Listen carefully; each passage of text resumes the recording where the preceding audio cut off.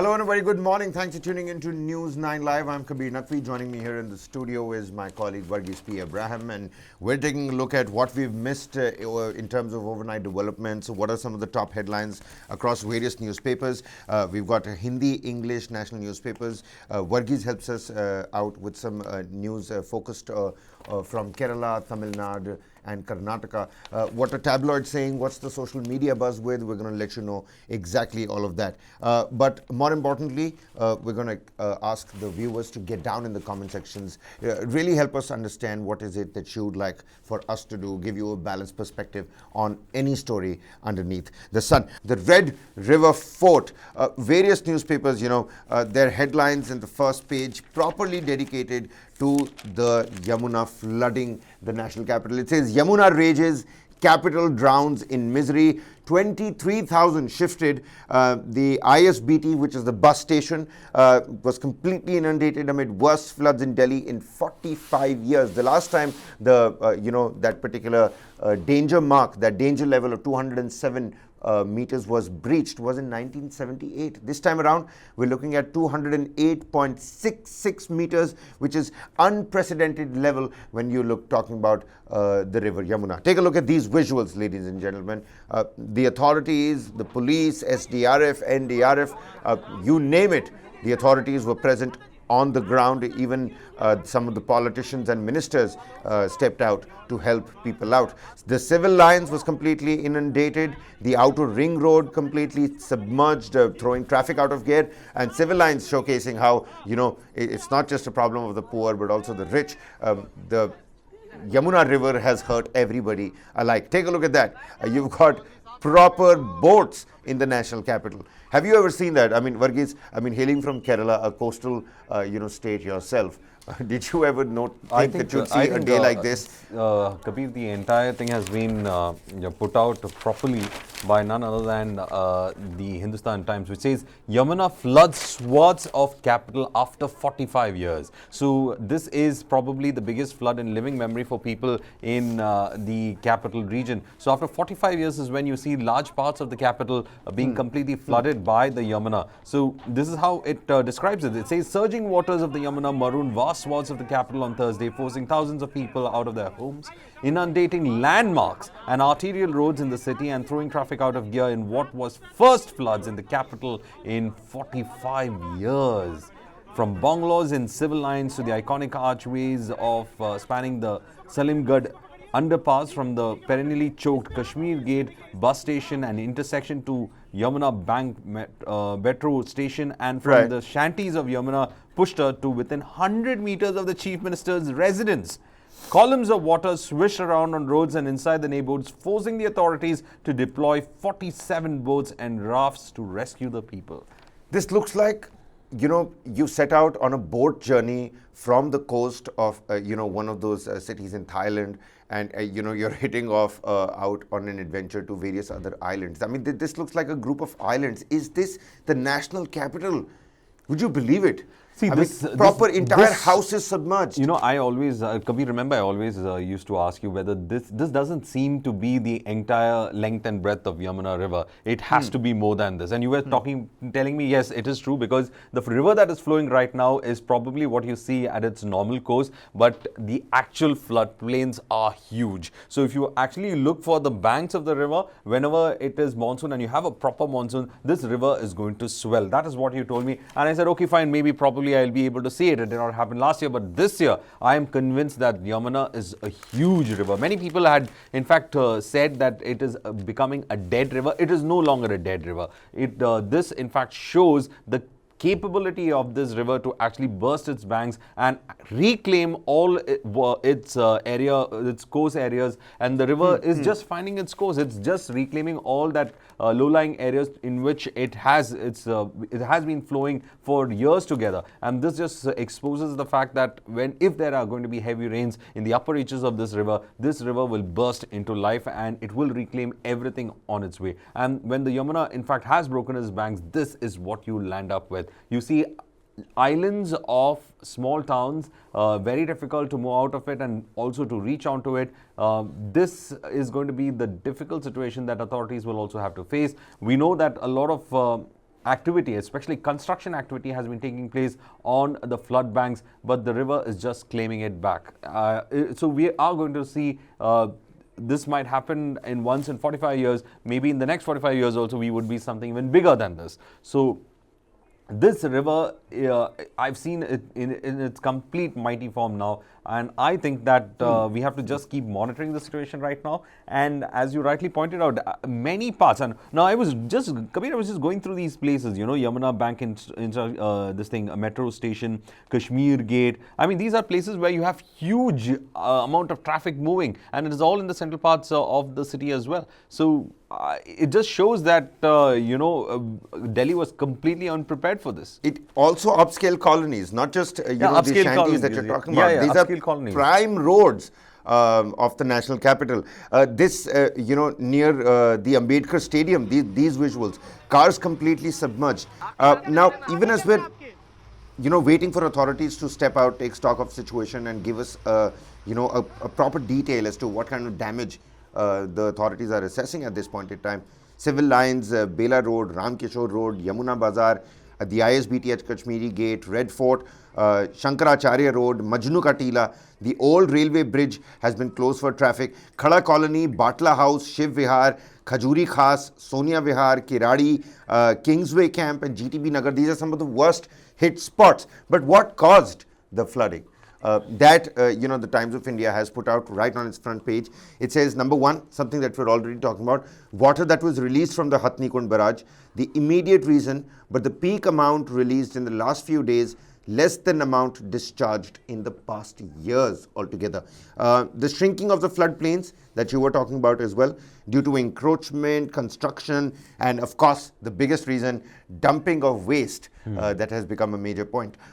25 bridges that were built within the 22-kilometer stretch in the city at average distance of 800 meters obstruct the flow of the mighty Yamuna. And then again, You're saying 25 bridges. 25 bridges, and we're already talking about more bridges for better connectivity. So you see, if you weigh these out on the Libra scales, development vis-a-vis sustainability, where do you actually come and stand at has led to the visuals that you're seeing on the screens. Now, the deposition of silt raised the riverbed height, which is again something that Varghese has been talking about for days now.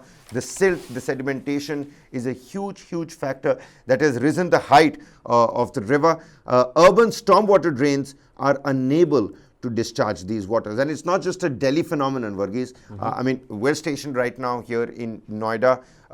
Nearly 2,000 people were displaced in Noida as well, because the Kalandi Kunj is that particular point. It's a border point between Noida and Delhi, and the river was in full spate in that area as well. Now, the Indian Express says that even though the Yamuna has hit this record high, ladies and gentlemen, it is set to recede. However, it's going to recede slowly. Now, a couple of things that people need to understand, that till Sunday, all schools and colleges that are is very shut. important. Also, non-essential government offices are also shut. They've been advised to go into work from home mode. Until and unless you're an essential company, your work is paramount for the functioning of the city, you better resort to work from home. And why wouldn't you? I mean, take a look at this, Varghese. From the Red Fort to civil lines, people enjoying pakoras in their balconies, just like we saw over there. Those instances have really, really, really gone down. It doesn't happen. It's not happening this time around, at least. Well, those incidents have gone down, but at the same time, the biggest worry is that a lot of people are quite unprepared for what is this. Now, Kabir, this doesn't end over here. When the water starts to recede, you're going to have stagnant pools. And when you have stagnant pools, you have to be very careful, because you're going to have a huge mosquito menace. So, I think this is the first phase, trying to mitigate the kind of flood crisis that we are looking at. But the second phase of it, I think, Kabir, you should be looking at how we can control the mosquito menace, because this is going to lead to a lot of stagnant pools, a lot of places. You have to be quite aware. You have to be quite aware about it, because mosquitoes can, in fact, start with malaria or dengue. These are the things that could happen just weeks or 2 weeks after this flooding that has happened. So we have to get rid of the stagnant pools of water, and also there should be a much more on a war footing effort to control the mosquito menace, because we are going to see the rise in the mosquito-borne diseases once the flood waters start receding. So that is a big thing that people have to be careful about. Right. The Delhi Traffic Police has issued advisories as the water level in Yamuna continues to be a problem when transportation is being looked at. So, low-lying areas have been submerged, and a lot of key roads go through these low-lying areas as well. Waterlogging caused massive traffic jams yesterday as well, Varghese.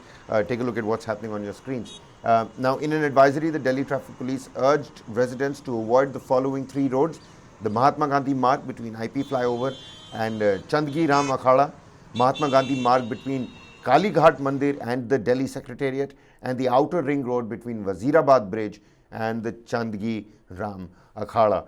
These are also places that one must not travel on today as well. Actually, as a matter of fact, all residents of Delhi that are joining this show, get down in the comment sections, tell us what you saw yesterday, what's the road condition like outside right now.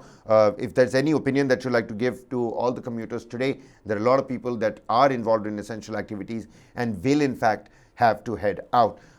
Some really disturbing images, Varghese, I saw yesterday were those of people that were helpless, people that did not have, proper roof above their head, that had to make do with makeshift tents with their cattles, people sleeping on cots and charpais, and right below that on a mattress you'd have the children sleeping below the parents. That's how small a space we're talking about. And it was very heartwarming to see that all these tents and makeshift shanties, the people over there, they took care of the dogs, the cattle, the livestock in the area as well. Sharing that small space with that is them. a very good act, because we all talk about how human beings ought to be evacuated, and of course they get that preference first. But then there are bigger issues as well. What are these bigger issues that we are to in fact look at? There are a lot of stray cattle. There are a lot of what I would call stray animals who are there. They don't get to, you don't get to get them out into some kind of safety, because they seem to be neglected. Some of them, in fact, also die because of these flood waters. So a lot of attention, and there are small organizations that are doing, that kind of an effort to rescue animals that are stranded in these flood-prone areas in Delhi, and they have been working round the clock. That whether it is to move the cattle or the, stray dogs that are stuck in the places, or stray cats also in certain cases, they've been able to move them to safety to a large extent. But it is going to be a difficult situation, because you have to fight against the raging waters, and it is going to be this thing. And I was talking about the flood plains, right? I think I just missed out the small headline that was there in the Hindustan Times. It says, "River recovers its original flood plain." Much of what has been submerged by the Yamuna today is essentially built on what was meant to be the river's breathing space, called a floodplain. This space is meant to function as the national capital's personal water recharge kit, collecting surplus water to replenish the city's aquifers. You know what? Engineers are saying that brace for more, as officials at the Hatnikund barrage said that Friday could see more flood waters And also seeping into Delhi. It takes 72 hours for water to reach from Hatnikund to the national capital region, and the maximum amount of water, 3.5 lakh cusecs, was released on Tuesday. Technically, 4 days. The maximum impact could be seen in Delhi on Friday. So today, again, you could see the maximum impact of the water that was And released plus, Delhi from is expecting the the rains. Hatnikund barrage. And I'll tell you, if this is not the peak, look at some of these pictures, ladies and gentlemen. The Times of India has put out a collage. Right on the top page, it says, "Yamuna rages, capital drowns in misery." And you've got the Red Fort that you can see over here. On the right side, you have a boat that's doing the rounds in the national capital. Children, some having fun, some having to take all their articles and commodities with them. Really displaced nearly 23,000 people that have been moved. And over here to this side that you can see, that little boy that's helping the dog, sort of like a voice for the voiceless. And we'll have to wait and find out if that 100-meter distance from Arvind Kejriwal, the Chief Minister's house, will the water cover that distance today or not, Varghese? That's what we'll have to wait out for. We'll quickly move on, but before that, listen in to a reaction coming from the NDRF official.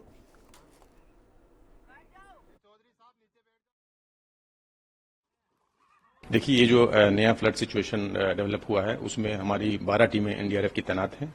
इसके अलावा administration और agencies भी साथ काम कर रहे हैं। हमारी रिजर्व टीमें भी मौजूद हैं। अगर ऐसी स्थिति होगी तो उनको भी तैनात किया जाएगा। इवैक्यूएशन का काम जारी है। कल रात से ये कार्रवाई की जा रही है। तकरीबन 2500 लोगों को इवैक्यूएट किया गया है अलग अलग इलाकों से और अब भी ये कार्रवाई जारी है।